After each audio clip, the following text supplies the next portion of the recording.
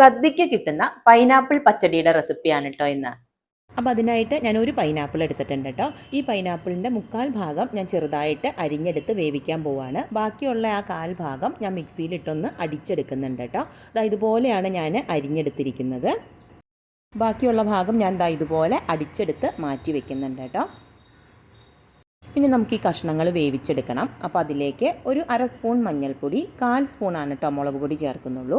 ഒരു കളറിനായിട്ട് ചേർത്ത് കൊടുത്തതാണ്. പച്ചമുളകിൻ്റെ രുചി വേണം പച്ചടിയിൽ മുമ്പോട്ട് നിൽക്കുക എന്നാണ് പറയുന്നത്. 1/2 സ്പൂണോളം ഉപ്പും ഒരു 1/4 ഗ്ലാസോളം വെള്ളം കൂടെ ഒഴിച്ചു കൊടുത്ത് നമുക്കിത് അടച്ചു വെച്ച് നന്നായിട്ട് തന്നെ വേവിച്ചെടുക്കണം. കഷ്ണങ്ങളൊക്കെ നന്നായിട്ട് വെന്ത് കിട്ടണം. ഏതാണ്ട് ഒരു 15 മിനിറ്റോളം എടുക്കും കേട്ടോ നമുക്ക് നന്നായിട്ട് ഇതൊന്ന് വെന്ത് കിട്ടാൻ. കഷ്ണങ്ങൾ നല്ല വേവായി കഴിഞ്ഞാൽ ഇതിലേക്ക് അടിച്ചു വെച്ചിരിക്കുന്ന ആ പൈനാപ്പിൾ ചേർക്കാം. നമ്മൾ പൈനാപ്പിൾ പച്ചടി ഇതുപോലെ പൈനാപ്പിൾ അരച്ചു വെച്ചത് ചേർത്തുണ്ടാക്കുമ്പോൾ അതിനൊരു പ്രത്യേക മണമാണ് കേട്ടോ. ആ പൈനാപ്പിളിൻ്റെ ഒരു ഫ്ലേവർ നമുക്ക് നന്നായിട്ട് കിട്ടും. ഇനി ശർക്കര ചേർക്കണം. ശർക്കരയുടെ അളവ് എന്ന് പറയുന്നത് നമ്മൾ എടുക്കുന്ന പൈനാപ്പിളിൻ്റെ മധുരത്തിനനുസരിച്ച് കുറച്ച് വ്യത്യാസം വരും കേട്ടോ. ഞാനിവിടെ ഒരു 3 സ്പൂണോളാണ് ശർക്കര ചേർത്തിരിക്കുന്നത്. പൈനാപ്പിൾ നല്ല മധുരമുള്ള പൈനാപ്പിളായിരുന്നു.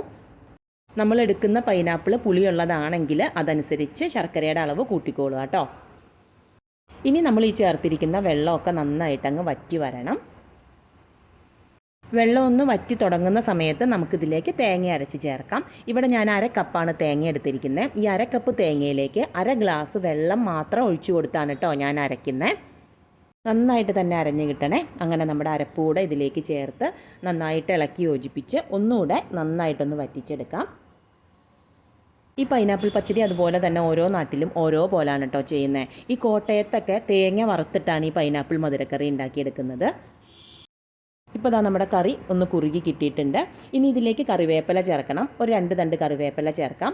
ഇനിയാണ് കടുക് ചതച്ച് ചേർക്കുന്നത് കേട്ടോ. ചിലയിടത്തൊക്കെ തേങ്ങയുടെ കൂടെ അരച്ച് കാണാറുണ്ട്. ഞാനിതുപോലെ ചതച്ചാണ് ചേർക്കുന്നത്. അതുപോലെ തന്നെ പച്ചമുളകും അവസാനം ഇതുപോലെ ചതച്ചിട്ട് കൊടുക്കുകയാണ്. എരിവിന് ആവശ്യമായിട്ട് ഞാനൊരു 3 പച്ചമുളകാണ് എടുത്തിരിക്കുന്നത്. ഇനി ഇത് വല്ലാതെ അങ്ങ് തിളപ്പിക്കേണ്ട. ഒരു 2 മിനിറ്റ് നേരം ഒരു മീഡിയം ഫ്ലെയിമിൽ വെച്ച് അങ്ങ് ഇളക്കിയെടുത്താൽ മതി. ഇനി ഇതിലേക്ക് നമുക്ക് കുറച്ച് തൈര് കൂടെ ചേർത്ത് കൊടുക്കണം.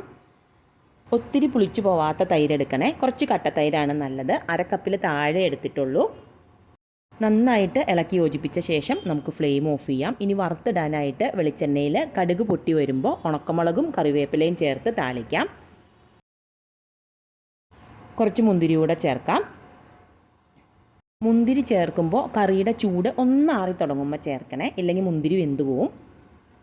അങ്ങനെ നമ്മുടെ പൈനാപ്പിൾ പച്ചടി റെഡി ആയിട്ടുണ്ട്. പിന്നെ വേറെയും സദ്യ റെസിപ്പീസ് നമ്മുടെ ചാനലിൽ അപ്ലോഡ് ചെയ്തിട്ടുണ്ട്. അതുകൂടെ കണ്ട് നോക്കാം കേട്ടോ. അപ്പോൾ പച്ചടി ട്രൈ ചെയ്ത് നോക്കിയിട്ട് ഫീഡ്ബാക്ക് അറിയിക്കാൻ മറക്കണ്ട.